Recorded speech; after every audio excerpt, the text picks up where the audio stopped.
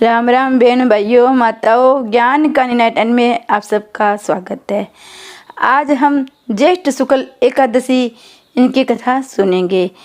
इस एकादशी को निर्जला एकादशी, भीम एकादशी या पांडव एकादशी के नाम से जाना जाता है। इस साल ये एकादशी 31 मई बुधवार को है। इस एकादशी का व्रत करने से सभी कष्टों से मुक्ति मिलती है। इस दिन जरूरतमंद लोगों को दान पुण्य करने का विशेष महत्व होता है। निर्जला एकादशी के दिन व्रत करने से पहले भगत संकल्प लेते हैं, भगवान विष्णु की पूजा करते हैं और अपने सारे दिन ओम नमः भगवते वासुदेव का जप करते हैं बिताते हुए धार्मिक गतिविधियों में लगे रहते हैं। श्री विष्णु भगवान ने की जय। ज्येष्ठ मास शुक्ल पक्ष की निर्जला एकादशी की कथा का हम श्रवण करेंगे। युधिष्ठिर ने कहा, हे जनार्दन, अपरा का सारा महात्म्य मैंने सुन लिया। अब ज्येष्ठ के शुक्ल पक्ष में जो एकादशी हो उसका वर्णन कीजिए। भगवान कहने लगे, राजन, इसका वर्णन परम धर्मात्मा सत्यवती नंदन व्यास जी करेंगे, क्योंकि संपूर्ण शास्त्रों के तत्वज्ञ और वेद विदागों के परिगत विद्वान हैं। तब वेद व्यास जी कहने लगे, दोनों ही पक्षों की एकादशियों को भोजन न करे। द्वादशी को स्नान आदि से पवित्र फूलों से भगवान केशव की पूजा करके नित्य कर्म समाप्त होने के पश्चात पहले ब्राह्मणों को भोजन देकर अंत में स्वे भोजन करे। हे राजन, जनान सोच मरण सोच में भी एकादशी को भोजन नहीं करना चाहिए। ये सुनकर भीमसेन बोले, परम बुद्धिमान पितामह है, मेरी उत्तम बात सुनिए। राजा युधिष्ठिर, माता कुंती, द्रौपदी, अर्जुन, नकुल, सहदेव ये एकादशी कभी भोजन नहीं करते हैं। मुझसे भी हमेशा ये कहते हैं कि हे भीमसेन, तुम भी एकादशी को अन्ना खाया करो, किंतु मैं इन लोगों से ये कह दिया करता हूँ कि मुझसे भूख सहन नहीं होती, मैं भूख के मारे नहीं रह सकता। भीमसेन की बात सुनकर व्यास जी ने कहा, यदि तुम्हें स्वर्गलोक की प्राप्ति अभिष्ट है और नरक को दूसरे समझते हो तो दोनों पक्षों की एकादशी को भोजन नहीं करना चाहिए। भीमसेन बोले, महाबुद्धिमान पितामह, मैं आपके सामने सच्ची बात कहता हूँ, एक बार भोजन करके भी मुझसे व्रत नहीं किया जा सकता, फिर उपवास करके तो मैं रह कैसे सकता हूँ। मेरे उदर में वक्र नामक अग्नि सदा प्रज्वलित रहती है, अतः जब मैं बहुत अधिक खाता हूँ तभी वह अग्नि शांत होती है। इसलिए हे महामुने, मैं वर्ष भर में केवल एक ही उपवास कर सकता हूँ, जिससे स्वर्ग की प्राप्ति सुलभ हो, जिसके करने से कल्याण का भागी हो उसको। ऐसा कोई एक व्रत निश्चय करके आप मुझे बताइए, मैं उसका यथोचित रूप से पालन करूँगा। व्यास जी ने कहा, भीम, ज्येष्ठ मास में सूर्य वर्ष राशि पर हो या मिथुन राशि पर, शुक्ल पक्ष में जो एकादशी हो उसका यत्न पूर्वक निर्जला व्रत करो। केवल कुल्ला या आचमन करने के लिए मुख में जल डाल सकते हो, उसको छोड़कर किसी प्रकार का जल विद्वान पुरुष मुख में न डाले, अन्यथा व्रत भंग हो जाता है। एकादशी को सूर्योदय से लेकर दूसरे दिन के सूर्य उदय तक मनुष्य जल का त्याग करे तो ये व्रत पूर्ण माना जाता है। तदनंतर द्वादशी को निर्मल प्रभात काल में स्नान करके ब्राह्मणों को विधि पूर्वक जल और श्रवण का दान करे। इस प्रकार सब कार्य पूरा करके जितेंद्रिय पुरुष ब्राह्मणों के साथ भोजन करे। वर्ष भर में जितनी एकादशियां होती है उन सब का फल निर्जला एकादशी के सेवन से मनुष्य प्राप्त कर लेता है। इसमें तनिक भी संदेह नहीं है। शंख चक्कर और गदा धारण करने वाले भगवान केशव ने मुझसे कहा था, यदि मानव सबको छोड़कर एकमात्र मेरे शरण में आ जाए, एकादशी को निराहार रहे, वह सब पापों से छूट जाता है। एकादशी व्रत करने वाले पुरुष के पास विशाल काय, विकराल आकृति, काले रंग वाले दंड पासधारी भयंकर यमदूत नहीं जाते हैं।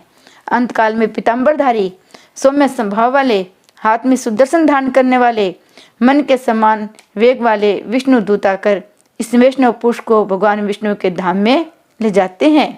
अतः निर्जला एकादशी को पूर्ण यत्न करके उपवास करना चाहिए। तुम भी सब पापों की शांति के लिए यत्न के साथ उपवास और श्री हरि का पूजन करो। स्त्री हो या पुरुष, यदि उनसे मेरु पर्वत के बराबर भी महान पाप किया हो, वह सब एकादशी के प्रभाव से भस्म हो जाता है। जो मनुष्य उस दिन जल का नियम पालन करता है वह पुण्य का भागी होता है। उसे एक एक पहर में कोटि कोटि स्वर्ण मुद्रा दान करने का फल प्राप्त होता सुना गया है। मनुष्य निर्जला एकादशी के दिन स्नान, दान, जप, होम आदि जो कुछ भी करता है वह सब अच्छे होता है। ये भगवान श्री कृष्ण का कथन है। निर्जला एकादशी को विधि पूर्वक उत्तम रीति से उपवास करके मानव वैष्णव पद को प्राप्त कर लेता है।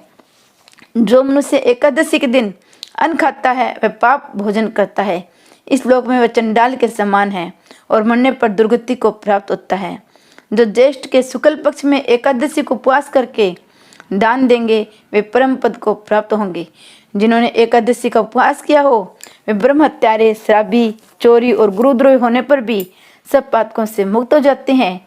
हे कुंती नंदन, निर्जला एकादशी के दिन श्रद्धालु स्त्री पुरुषों के लिए जो विशेष दान और कर्तव्य विहित है उसे आप सुनो।